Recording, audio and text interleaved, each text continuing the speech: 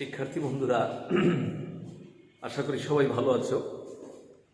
করোনাকালীন সময়ে আমরা অনলাইন ভিত্তিক ক্লাস কার্যক্রম চালিয়ে যাচ্ছি হরিমোহন স্কুল।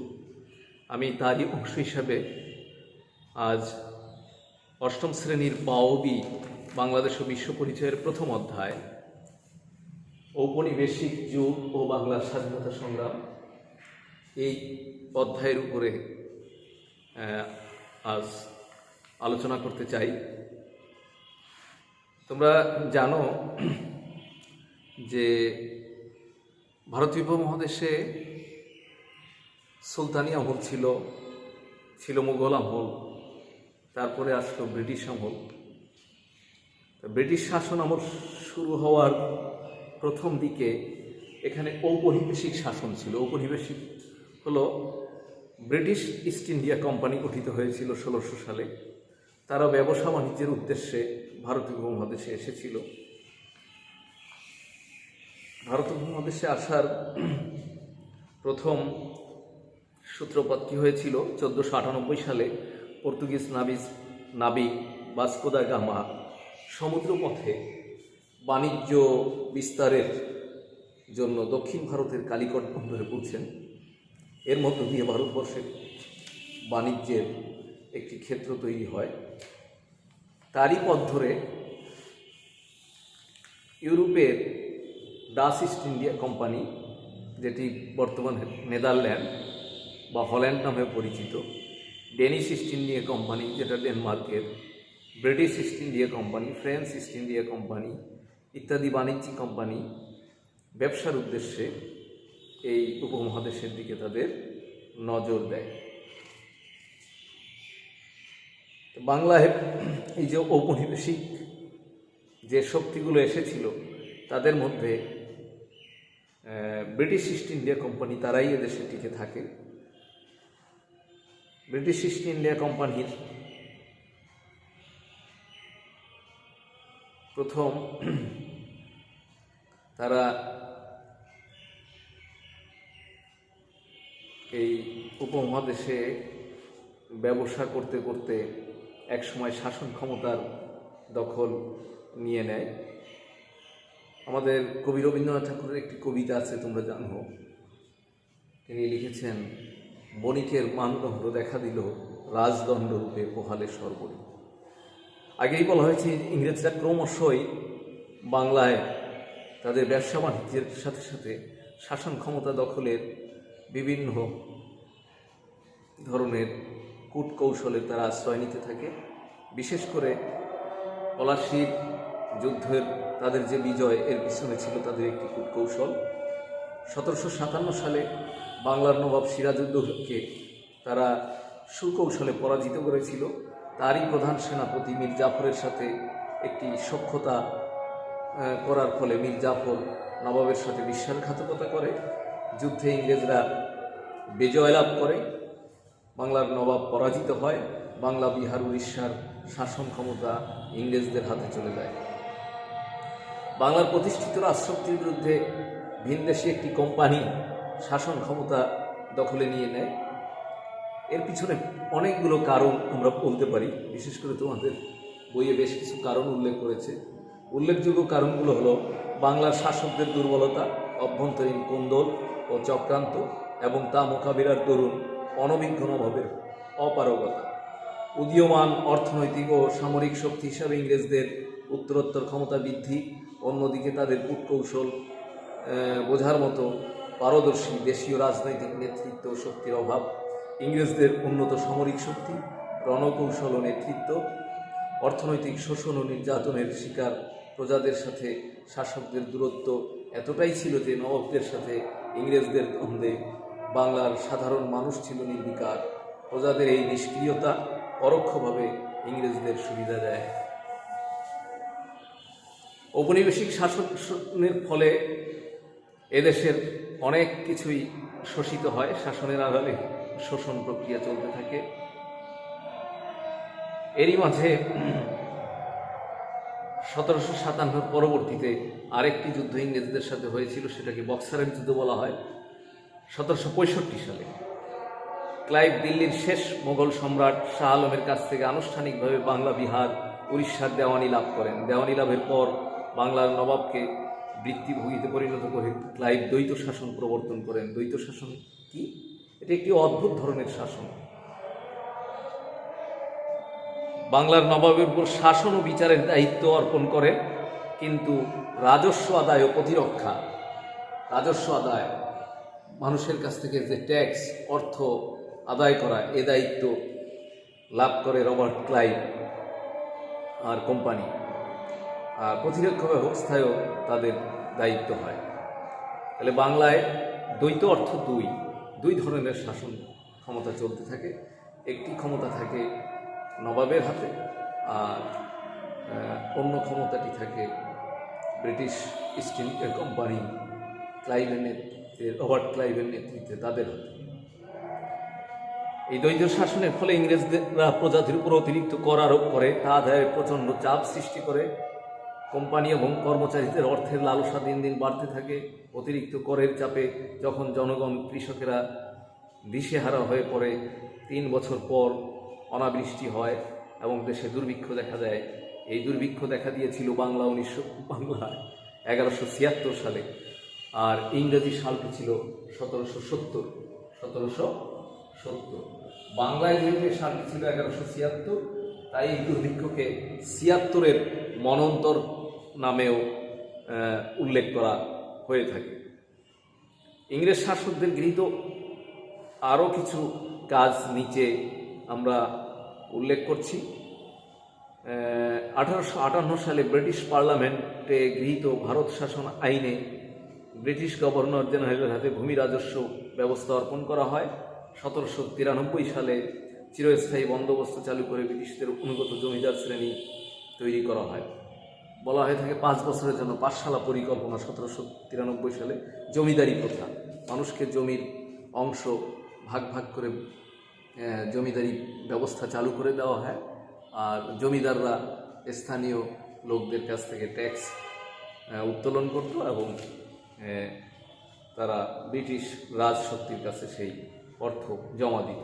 রাষ্ট্র ও প্রশাসন পরিচালনায় ইংরেজ কর্তৃত্ব প্রতিষ্ঠার ব্যবস্থা করা হয়। মুর্শিদাবাদ থেকে কলকাতায় প্রশাসনিক বিভিন্ন দপ্তর, শিক্ষা ও বাণিজ্যিক প্রতিষ্ঠানে স্থানান্তর করে এটিকে গুরুত্বপূর্ণ নগরীতে রূপান্তর করা হয়।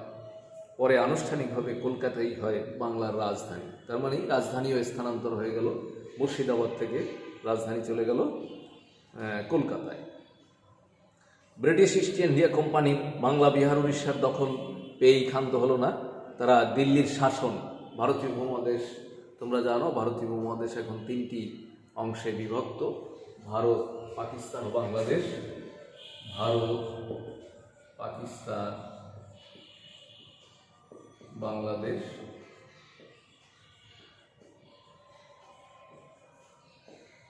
বাংলাদেশ সহ বাংলা, বিহার, উড়িষ্যার মধ্য দিয়ে ব্রিটিশরা ক্ষমতার মসনদ দখল করে। পরবর্তীতে ভারতীয় উপমহাদেশের পুরো রাজ্য যারা শাসন ক্ষমতার আওতায় নিয়ে আসার জন্য তারা দিল্লির সম্রাট আওরঙ্গজেবের মৃত্যুর পর মোগল রাজ্যে যখন সংকট দেখা দেয়, তখন পুরো সাম্রাজ্য তারা তাদের দখলে নিয়ে আসার জন্য বিভিন্ন ধরনের কর্মসূচি হাতে নেয়। 1857 সালে কোম্পানি শাসনের প্রায় 100 বছর পর ইংরেজ অধ্যুষিত ভারতের বিভিন্ন ব্যারাকে সিপাহীদের মধ্যে বিদ্রোহ ছড়িয়ে পড়ে। 1857 সাল, এটি একটি গুরুত্বপূর্ণ সাল। 1857 সিপাহী বিদ্রোহ। অনেকেই উপমহাদেশে, ভারতীয় উপমহাদেশের প্রথম স্বাধীনতা সংগ্রাম, আমাদের যে স্বাধীনতা সংগ্রাম, তার প্রথম সূত্রপাত বলে থাকে 1857 সালের সিপাহী বিদ্রোহ। কিন্তু ইংরেজ শাসন কিন্তু তখন 100 বছর পার হলো। আমরা জানি ইংরেজ শাসনের দেশে 190 বছর শাসন করেছে তারা, ব্রিটিশরা। তাহলে 100 বছর পার হলো 1757 থেকে 1857। এরপরে তারা দিল্লির মসনদ দখল করে। 1862 সালের 1 ফেব্রুয়ারি থেকে বঙ্গীয় আইনসভার কার্যক্রম শুরু হয়। 1892 সালে 21 জন, 1862 সালের সদস্য সংখ্যা ছিল 12, পরে 1892 সালের সদস্য সংখ্যা হয় 21-এ। ব্রিটিশ শাসনকালে বিশেষ করে 1858 থেকে 1947 সালে বাংলার সমাজের সংখ্যাগরিষ্ঠ অংশ ছিল কৃষক, অন্যদিকে মুষ্টিমেয় জমিদার ছিল সুবিধাভোগী শ্রেণী। সমাজে কুটির ও ক্ষুদ্র শিল্পের সাথে জড়িত মানুষের সংখ্যা যথেষ্ট ছিল না। ব্রিটিশ শাসনে বাংলার অর্থনীতির মেরুদণ্ড কৃষি ও এককালের সমৃদ্ধ তাঁত শিল্প প্রায় ধ্বংসের দ্বার প্রান্তে চলে যায়। তাহলে এখানে আমরা দুটো জিনিস শিখলাম আগের পার্টিতে। একটি ছিল 76-এর মন্বন্তর, যেটি বললাম যে ইংরেজি 1757 সালে আর বাংলা 1176 সালে যে দুর্ভিক্ষ হয়েছিল বিশেষ করে দ্বৈত শাসনের কারণে, তাকে আমরা বলেছিলাম 76-এর মন্বন্তর। এরপরে আসছি আমরা ঔপনিবেশিক শাসনের ফলে বাংলায় যে নবজাগরণ, ব্রিটিশ বিরোধী যে আন্দোলনটি হয়েছিল, সেইগুলোর কিছু প্রেক্ষাপট আমি তোমাদের সামনে উল্লেখ করতে চাই। 1781 সালে ওয়ারেন হেস্টিংস কলকাতা মাদ্রাসা প্রতিষ্ঠা করেন। এর একটা বাড়তি লক্ষ্য ছিল চাকরির সুযোগ সৃষ্টি করে রাজ্য হারানো ক্ষুব্ধ মুসলমানদের সন্তুষ্ট করা। এরই ধারাবাহিকতায় হিন্দুদের জন্য 1791 সালে প্রতিষ্ঠা করা হয় সংস্কৃত কলেজ। ইংরেজদের উদ্দেশ্য সাধনের পাশাপাশি আধুনিক শিক্ষার সংস্পর্শে এসে স্থানীয় মানুষের মধ্যে নতুন চেতনার স্ফুরণ ঘটতে থাকে। বহুকালের প্রচলিত বিশ্বাস সংস্কার সম্পর্কে তাদের মনে সংশয় ও প্রশ্ন জাগতে থাকে। হিন্দু সমাজ থেকে সতীদাহের মতো কুপ্রথা বিরুদ্ধে রীতিমতো আন্দোলন শুরু হয়। বিধবা বিবাহের পক্ষে জনমত তৈরি হয়। তোমরা জানো, বিশেষ করে বিধবা বিবাহ এই বিষয়ের উপরে যিনি গুরুত্বপূর্ণ ভূমিকা রেখেছিলেন আমাদের বিদ্যাসাগর, যাকে বলি আমরা ঈশ্বরচন্দ্র বিদ্যাসাগর। আর সতীদাহ প্রথা এটি বিলোপের জন্য রাজা রামমোহন রায় তার একটি উল্লেখযোগ্য ভূমিকা ছিল। 1821 সালে শ্রীরামপুরের মুদ্রণ যন্ত্র স্থাপনও বাংলার মানুষের মনকে মুক্ত করা ও জাগিয়ে তোলার ক্ষেত্রে আরেকটি পথ খুলে দেয়। এর ফলে বই পুস্তক ছেপে জ্ঞান চর্চাকে শিক্ষিত সাধারণের মধ্যে ছড়িয়ে দেওয়া ও স্থায়িত্ব দেওয়ার পথ সুগম হয়। এ সময় সংবেদনশীল মানুষের নজর যায় সমাজের দিকে। সমাজের অনাচার নিয়ে যেমন তারা আত্মসমালোচনা করেছেন, তেমনি শাসকদের অবিচারের বিরুদ্ধে কঠোর ভাষায় সমালোচনা করেছেন। বাংলা ভাষায় সংবাদপত্র প্রকাশ করে জনমত সৃষ্টিতে এগিয়ে আসে অনেক। আমি আগেই উল্লেখ করেছিলাম রাজা রামমোহন রায় ও ঈশ্বরচন্দ্র বিদ্যাসাগরের নাম। তাদের গুরুত্বপূর্ণ ভূমিকা রয়েছে এই নবজাগরণ বা ব্রিটিশ বিরোধী আন্দোলনে, বিশেষ করে লেখক এবং সমাজ সংস্কারক হিসেবে। ব্রিটিশ বিরোধী আন্দোলনের চূড়ান্ত বীজ রোপিত হয় 1905 সাল। গুরুত্বপূর্ণ একটি বিষয়, তোমাদেরকে এটি মনে রাখতে হবে। 1905, 1911 দুটো জিনিস খুবই গুরুত্বপূর্ণ। 1905 সালে যে বিষয়টি হয়েছিল, বাংলা ছিল একটি বিরাট রাজ্য।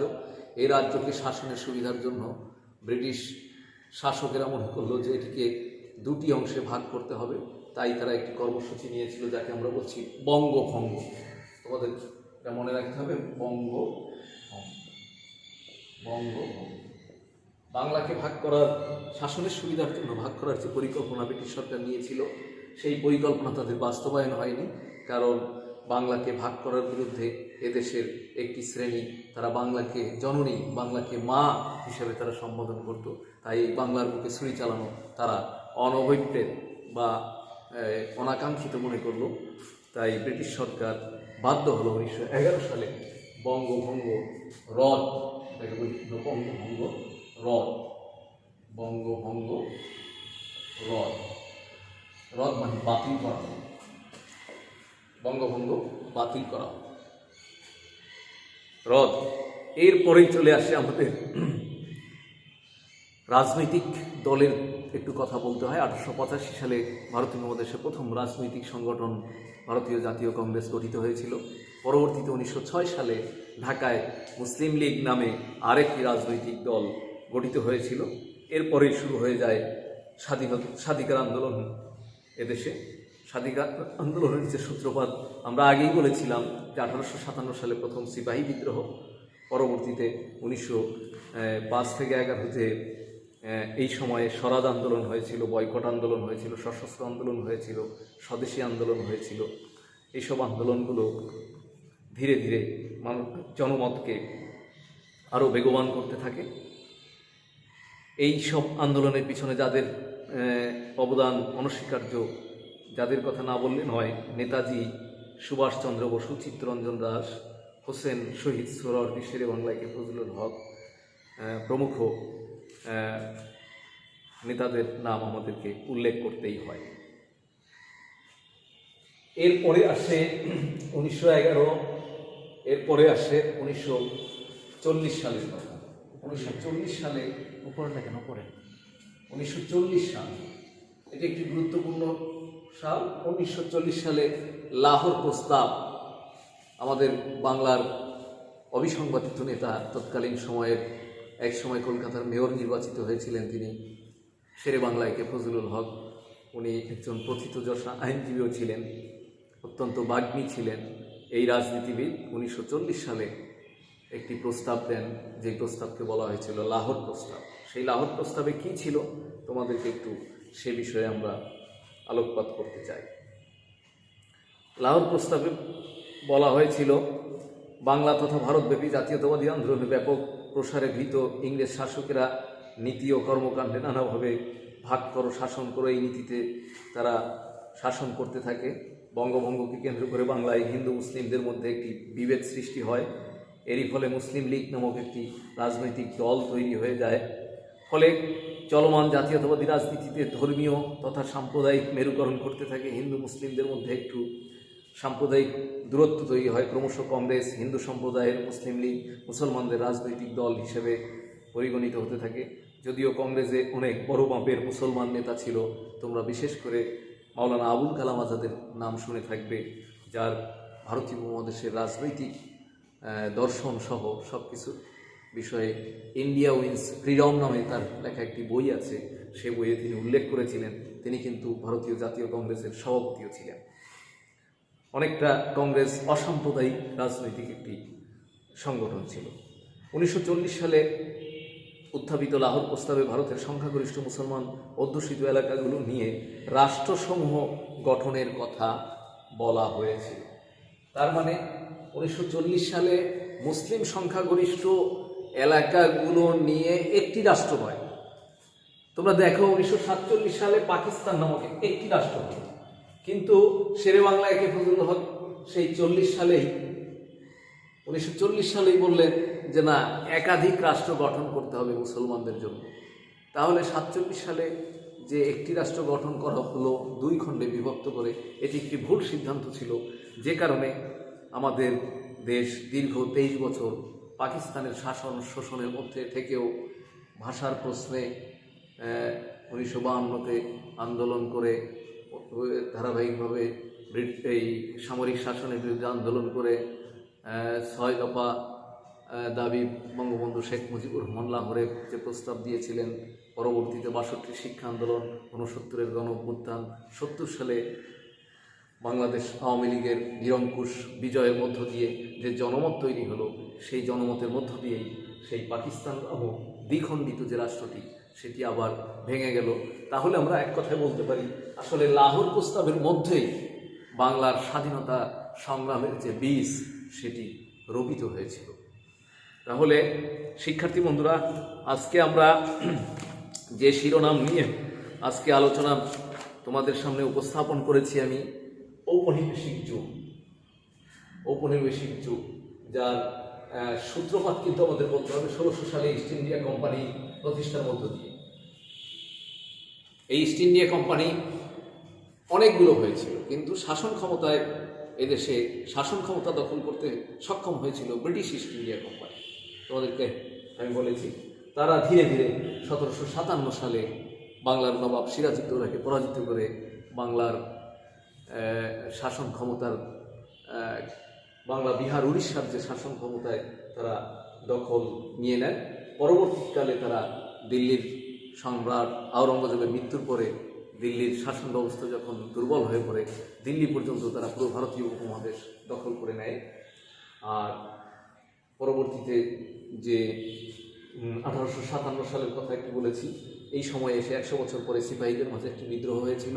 সেই বিদ্রোহের মধ্য দিয়ে, এই ভারতীয় উপমহাদেশের সিপাহী বিদ্রোহের মধ্য দিয়ে স্বাধীনতা সংগ্রামের প্রথম সূত্রপাত বলে মনে করা হয়।